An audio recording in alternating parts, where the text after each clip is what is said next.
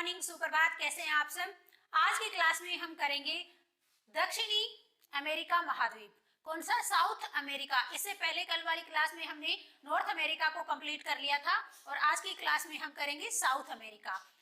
तो इसके बारे में कुछ इंपॉर्टेंट बातें हम जान लेते हैं। साउथ अमेरिका विश्व का चौथा सबसे बड़ा महाद्वीप है। सबसे बड़ा है एशिया पहले नंबर पे, दूसरे नंबर पे आपका आ जाएगा अफ्रीका, तीसरे पे आपका आ जाएगा नॉर्थ अमेरिका और चौथे पे आपका आ जाएगा साउथ अमेरिका। पहले पे कौन सा है? एशिया है, दूसरे पे अफ्रीका है, तीसरे पे नॉर्थ अमेरिका है और चौथे पे आपका कौन सा हो जाएगा? South America. ये है आपका साउथ अमेरिका। ऊपर इसके, ये आपको दिखाई दे रहा है, इसके ऊपर कौन सा महाद्वीप है? तो ऊपर इसके है उत्तर अमेरिका महाद्वीप। कौन सा है? उत्तर अमेरिका महाद्वीप। कल इसके बारे में हमने अच्छे से कंप्लीट कर लिया था। उत्तर अमेरिका और साउथ अमेरिका दोनों एक दूसरे से कैसे अलग होते हैं? तो कैसे होते हैं? पनामा नहर के द्वारा। किसके द्वारा? पनामा नहर के द्वारा। और पनामा जो देश है वो कहाँ किस में आता है? वो आता है उत्तर अमेरिका में। पनामा देश किस में आएगा? उत्तर अमेरिका महाद्वीप में आएगा। और ये दोनों किससे अलग होते हैं? पनामा नहर के द्वारा। और पनामा नहर किसको जोड़ती है? तो ये वाला कौन सा है? प्रशांत महासागर। ये सारा कौन सा है? प्रशांत महासागर। और ये अटलांटिक महासागर है। कौन सा महासागर है? अटलांटिक महासागर। इन दोनों को पनामा नहर जोड़ने का काम करती है। मैं आपको पीछे वाली वीडियो में भी बता चुकी हूँ कि कोई भी जल संधि होती है या ये पनामा नहर है तो ये जो दोनों को जोड़ने का काम करेगी तो किसको करेगी? किसी जलीय निकाय को जोड़ने का काम करेगी और स्थल वाले एरिया को अलग करने का काम करती है। तो पनामा नहर किसको अलग करी है? नॉर्थ अमेरिका को साउथ अमेरिका से और प्रशांत महासागर को अटलांटिक महासागर से जोड़ती है। क्लियर हुआ? तो चलिए आगे देख लेते हैं। इसके इस साइड ये साउथ अमेरिका है, इसके पश्चिमी साइड में, पश्चिम साइड में कौन सा हो जाएगा? प्रशांत महासागर। और इस साइड में अटलांटिक महासागर। देखिए यहाँ पे लिखा हुआ है साउथ पैसिफिक ओशन, ऊपर लिखा है नॉर्थ पैसिफिक। अब जो 0 डिग्री ये निकल रही है इस तरह से, जो 0 डिग्री यानी इक्वेटर जो निकल रहा है, इसके ऊपर का जो महासागर है प्रशांत महासागर, इसको हम कहेंगे उत्तरी प्रशांत महासागर। और नीचे वाला भी होगा साउथ पैसिफिक ओशन यानी दक्षिणी प्रशांत महासागर। और ये इस साइड भी आप देखेंगे यहाँ पे, क्योंकि धरती गोल है तो ये वाला पार्ट इसको टच हो जाएगा तो ऊपर का कौन सा है? उत्तरी प्रशांत और नीचे वाला ये हो जाएगा दक्षिणी प्रशांत महासागर। तो दोनों ही तरफ हो जाएंगे कौन से? प्रशांत महासागर, ऊपर वाला उत्तरी प्रशांत और नीचे वाला दक्षिणी प्रशांत। ऐसे ही अटलांटिक ओशन, ये ऊपर वाला कौन सा है? उत्तरी अटलांटिक और नीचे वाला साउथ अटलांटिक। क्लियर हो गया? ये पूरा है अटलांटिक महासागर जो एस के, जैसे हम इंग्लिश का वर्ड क्या लिखते हैं? ऐसे लिखते हैं, तो उसी के शेप में बना हुआ है ये। तो ऊपर वाला है नॉर्थ अटलांटिक और नीचे वाला है साउथ अटलांटिक। और जो साउथ अमेरिका है इसके पूर्व में, ये जो पूर्वी साइड है, पूर्व में कौन सा है? तो ये हो जाएगा साउथ अटलांटिक ओशन। और इसके पश्चिम में हो जाएगा साउथ पैसिफिक ओशन यानी दक्षिणी प्रशांत महासागर। इसके उत्तर में हो जाएगा उत्तरी अमेरिका और दक्षिण में हो जाएगा साउथर्न ओशियन यानी दक्षिणी महासागर। क्लियर हो गया? कौन सा महासागर हो जाएगा? दक्षिणी महासागर। तो चलिए आगे देख लेते हैं इसके बारे में। ये आपका है दक्षिणी अमेरिका महाद्वीप, जो अभी हमने देखा था वर्ल्ड मैप पे। तो अभी इसको अलग से हम देख लेते हैं। कौन सा महाद्वीप है?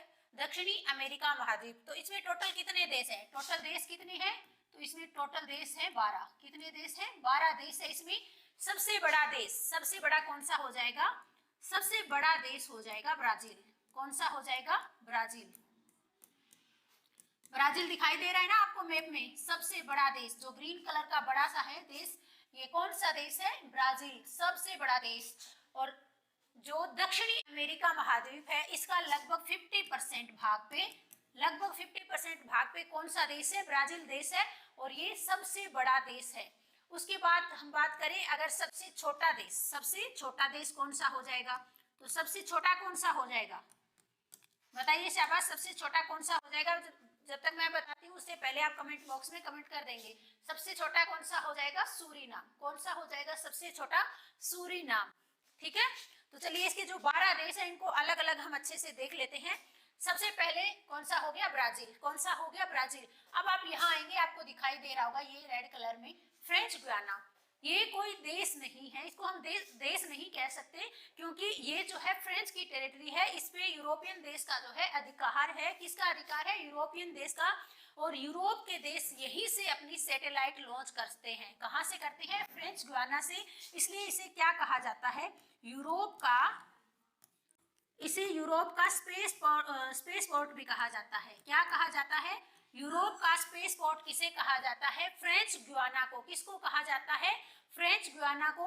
और फ्रेंच गुयाना के ही किससे करते हैं? फ्रेंच गुयाना में कौन सी जगह है? कोरू नामक जगह से सैटेलाइट लॉन्च किए जाते हैं, क्योंकि ये किसके नजदीक पड़ता है? इक्वेटर के नजदीक। अभी हमने देखा था, फिर से देख लेते हैं।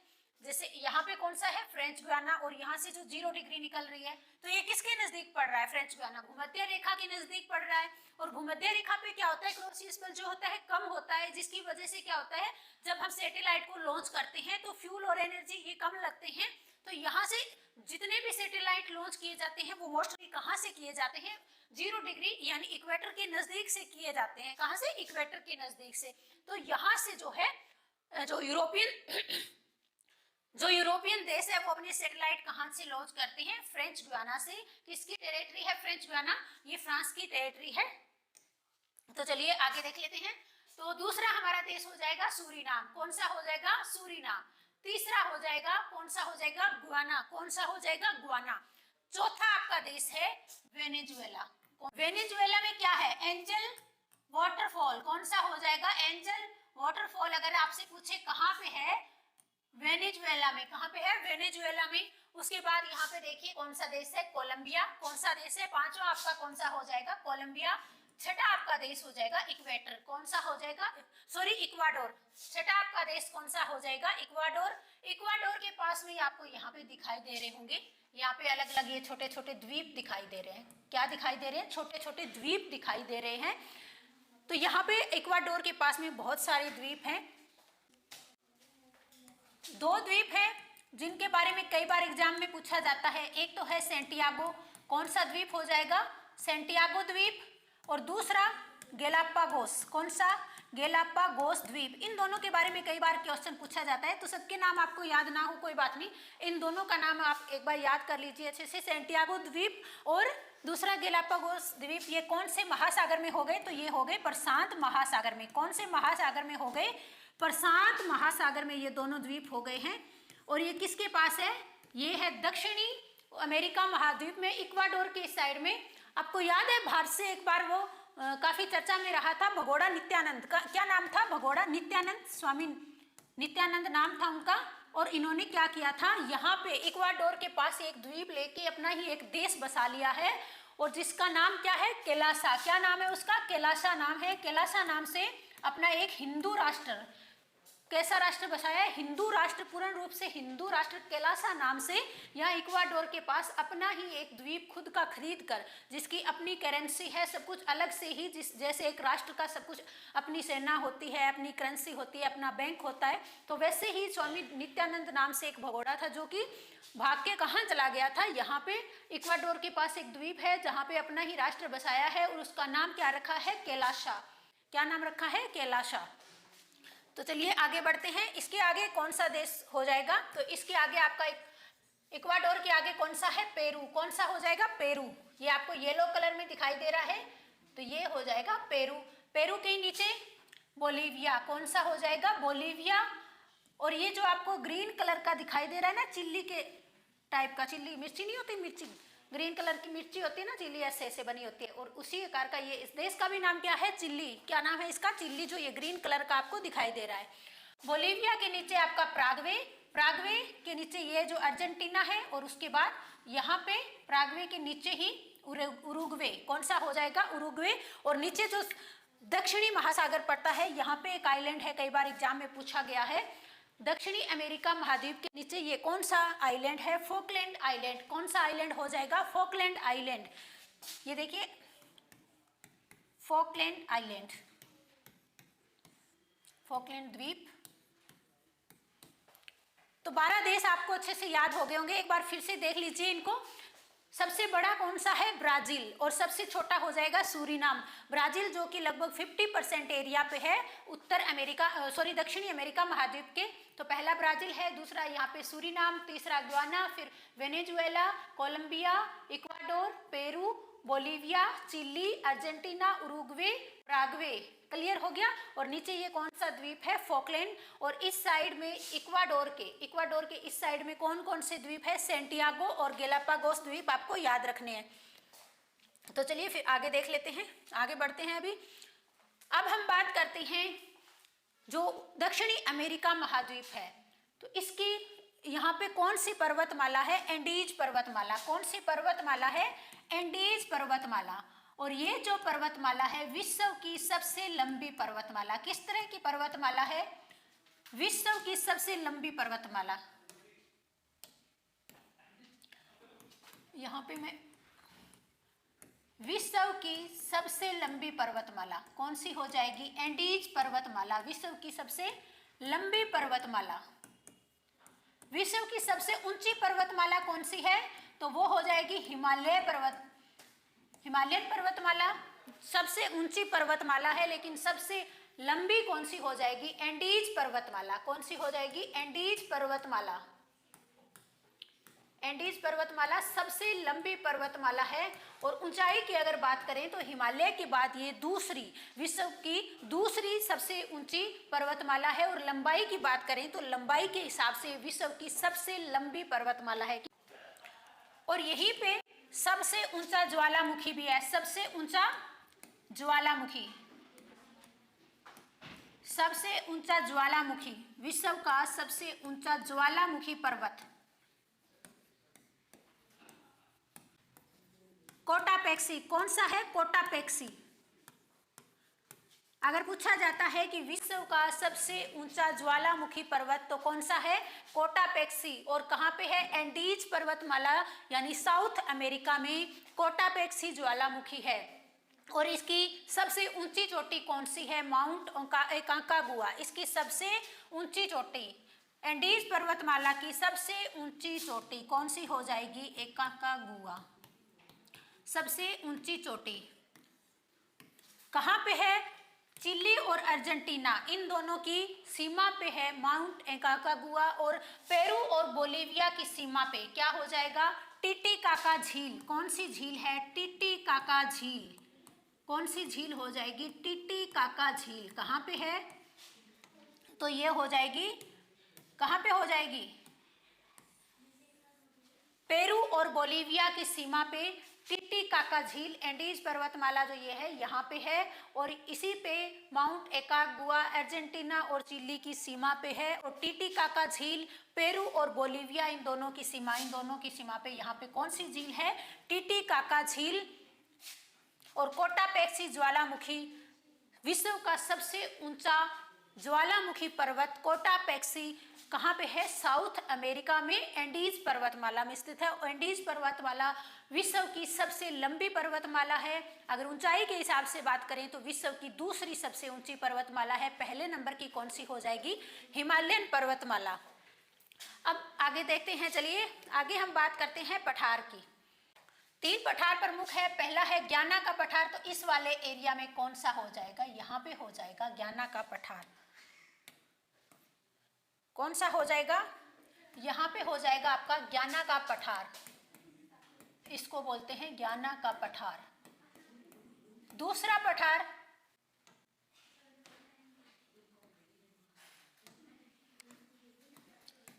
हो जाएगा ब्राजील का पठार। इस वाले एरिया को क्या बोलेंगे? ब्राजील का पठार। कहाँ पे है ब्राजील का पठार? तो मैप में आपको दिखाई दे रहा है। तीसरा आपका है पेटागोनिया का पठार। तो ये वाले एरिया में कौन सा पठार हो जाएगा? पेटागोनिया का पठार। पेटागोनिया का पठार दक्षिणी साइड में हो जाएगा पेटागोनिया का पठार। क्लियर हो गया कौन कौन से पठार है? ज्ञाना का पठार ये देखिए ऊपर की साइड में ग्वाना वाले एरिया में ही। और यहाँ पे ब्राजील वाले एरिया में ये कौन सा है? ब्राजील का पठार है। और तीसरा आपका हो जाएगा पेंटागोनिया का पठार। अर्जेंटीना वाले एरिया में यहाँ पे आपका पड़ेगा पेंटागोनिया का पठार। क्लियर? और फिर से देख लेते हैं कौन सा महाद्वीप हम पढ़ रहे थे? दक्षिणी अमेरिका महाद्वीप जिसके यहाँ से क्या निकल रही है 0 डिग्री और नीचे मकर रेखा। तो मैंने कल ही बताया था कि भूमध्य रेखा और कर्क रेखा और भूमध्य रेखा और मकर रेखा तक का एरिया किस तरह का एरिया है, उष्ण कटिबंध। तो ये ज्यादातर किस में आ जाता है, उष्ण कटिबंध में आ जाता है। कौन सा, दक्षिणी अमेरिका महाद्वीप। और इसके अगर इसकी बात करें देशांतरीय और अक्षांशीय विस्तार की, तो ये किस में है, तो 0 डिग्री से इधर है, तो ये किस में हो जाएगा, पश्चिम में। तो पश्चिमी देशांतर, पश्चिम देशांतर इससे निकल रही है, तो ये कौन से गोलार्ध में हो जाएगा, पश्चिमी गोलार्ध में। वैसे थोड़ा सा पार्ट इसका उत्तरी गोलार्ध में पड़ता है, ये 0 डिग्री है तो ऊपर वाला कौन सा है, उत्तरी गोलार्ध है, लेकिन मोस्टली एरिया इसका किस में पड़ रहा है, दक्षिणी में। तो ये किस में हो जाएगा, दक्षिण पश्चिम में। किस में हो जाएगा, दक्षिणी पश्चिमी गोलार्ध में। थोड़ा सा हिस्सा इसका उत्तरी गोलार्ध में जा रहा है, बाकी सारा हिस्सा किस में जा रहा है, दक्षिणी गोलार्ध में। तो ये किस में माना जाएगा, दक्षिणी पश्चिमी गोलार्ध में। और ये उष्ण कटिबंध में, किस में है, उष्ण कटिबंध में। और इसका जो ब्राजील देश है किसके लिए फेमस है, कॉफी के लिए बहुत ज्यादा फेमस है। कौन सा देश, ब्राजील देश। उसके बाद यहाँ पे कौन सा आइलैंड है, फोकलैंड आइलैंड। कौन सा हो जाएगा, फोकलैंड आइलैंड, गेलापागोस। और यहाँ पे मैंने आपको बताए थे छोटे छोटे द्वीप हैं, सेंटियागो, गेलापागोस द्वीप, जो बार बार एग्जाम में पूछे जाते हैं। ऊपर इसको साउथ अमेरिका से कैसे अलग होता है, तो पनामा नहर के द्वारा अलग होता है। तो पनामा देश किस में आएगा, तो वो आ जाएगा नॉर्थ अमेरिका में, लेकिन पनामा नहर से अलग हो रहे हैं दोनों ही महाद्वीप। पनामा देश उत्तर अमेरिका में आता है। देश इसके आपको अच्छे से याद हो गए होंगे, एक बार फिर से मैं करवा देती हूँ। सबसे बड़ा देश कौन सा है, ब्राजील। सबसे छोटा है सूरीनाम। फ्रेंच गुयाना ये देश, इसके देश हम नहीं बोलेंगे क्योंकि ये फ्रांस की टेरिटरी है, फ्रेंच गुयाना। और यहाँ से यूरोप के देश अपने सैटेलाइट लॉन्च करते हैं। कहाँ से करते हैं, फ्रेंच गुयाना से लॉन्च करते हैं। तो पहला इसका देश हो जाएगा ब्राजील, दूसरा सूरीनाम, तीसरा गुयाना, चौथा वेनेजुएला, पांचवा आपका कोलंबियो, छठा इक्वाडोर, सातवां पेरू हो गया, आठवां बोलीविया, नौवां चिली, अर्जेंटीना, 10 नंबर पे प्रागवे और उरुग्वे। तो कितने देश हो गए टोटल, इसमें 12 देश है। कितने देश है, 12। एशिया में हमने पढ़ा था 48 देश है, अफ्रीका में 54 है, उत्तर अमेरिका में 23 है, और यहाँ पे कितने हो जाएंगे, 12-12 देश किस में हो जाएंगे, साउथ अमेरिका में। ये चारों ही महाद्वीप हमने अच्छे से कंप्लीट कर लिए हैं। बाकी कुछ द्वीप और भी हैं आसपास, तो वो द्वीप हम जब द्वीपों वाली क्लास लेके आएंगे तो उसमें सारे अच्छे से कंप्लीट कर लेंगे, अलग अलग महासागर वाले द्वीप, ताकि आपको वो सारे एक साथ अच्छे से याद हो जाएं। तो अभी हम महाद्वीप को पढ़ रहे हैं, तो इसमें कौन कौन से देश हैं, थोड़ी बहुत पर्वतमालाएं, पठार, ये सब चीज़ें हमने देख ली है। बाकी द्वीपों वाली भी आगे हम सीरीज लेके आएंगे, तो सारी चीज़ें आपको एक साथ कंप्लीट नहीं हो सकती है। तो अभी हम क्या देख रहे हैं, महाद्वीप और उनमें देश जो हैं उनको अच्छे से कंप्लीट कर लेते हैं ताकि आपको अच्छे से याद रहे। तो दक्षिणी अमेरिका महाद्वीप में कौन कौन से देश है, कौन सी रेखाएं निकल रही है, ये सारी चीज़ें, कौन कौन सी रेखाएं निकल रही है, भूमध्य रेखा और मकर रेखा, दोनों देश की दोनों ही रेखाएं इससे निकल रही है। क्लियर हो गया। और कौन कौन से इसके द्वीप है आसपास। तो आज की क्लास में हमने दक्षिणी अमेरिका महाद्वीप से संबंधित जितने भी इंपॉर्टेंट टॉपिक थे सबको कंप्लीट कर लिया है। तो एक बार में अगर आपको ये सारे देश याद नहीं होते हैं तो वीडियो को आप 2 बार देख लीजिए, क्योंकि अगर आप कोई भी ट्रिक लगा के इनको याद करोगे ना तो इतनी सारी आपको चीज़ें पढ़नी होती है। किस किस चीज़ में आप ट्रिक लगाओगे, ट्रिक लगाने से इतनी जितनी आपको पढ़ाई करनी है उतनी आपके पास ट्रिक इकट्ठी हो जाएगी। तो ट्रिक से कुछ नहीं होगा, आप इन चीज़ों को 2 से 3 बार अगर पढ़ लेते हो तो आपके दिमाग में ये बैठ जाएगी। तो जैसे अब मैं आपको बता रही हूँ तो मैंने भी इनको बार बार रिवाइज किया है, तभी तो अब मेरे दिमाग में बैठ गए ना कि कौन सा देश, जैसे ब्राज़ील है, सूरीनाम है, वेनेजुएला है, कोलंबिया है, इक्वाडोर है, पेरू है, चिली है, उरुग्वे है, प्रागवे है, बोलीविया है। तो ये सारी चीज़ बार बार रिवाइज करने से याद हुए हैं ना। तो आप भी जब इनको बार बार रिवाइज करोगे तो आपको भी ये याद हो जाएंगे। और सारे देश आपको याद नहीं रहते हैं कोई बात नहीं, लेकिन जब आप कोई भी आपके सामने एग्जाम में क्वेश्चन आता है तो आपने अगर पढ़ रखा है तो आपके दिमाग में तुरंत हिट कर जाएगा कि हाँ ये वाला देश है उस महाद्वीप में है, वहाँ पे है। तो आप इन चीज़ों को ना बार बार रिवाइज कर लीजिए। जैसे आपने एक बार कोई चीज़ पढ़ रहे हैं तो 2-3 बार उसको लगातार पढ़ा, फिर 1 हफ्ते बाद उसको रिवाइज कर लीजिए, फिर 1 महीने बाद उसको रिवाइज कर लीजिए, तो फिर वो चीज़ें आपको हमेशा के लिए याद रहना शुरू हो जाएगी। तो आज की क्लास में हमने दक्षिण अमेरिका महाद्वीप को अच्छे से कंप्लीट कर लिया है। नेक्स्ट क्लास में फिर नए टॉपिक के साथ फिर हम हाजिर होंगे। तब तक के लिए नमस्कार।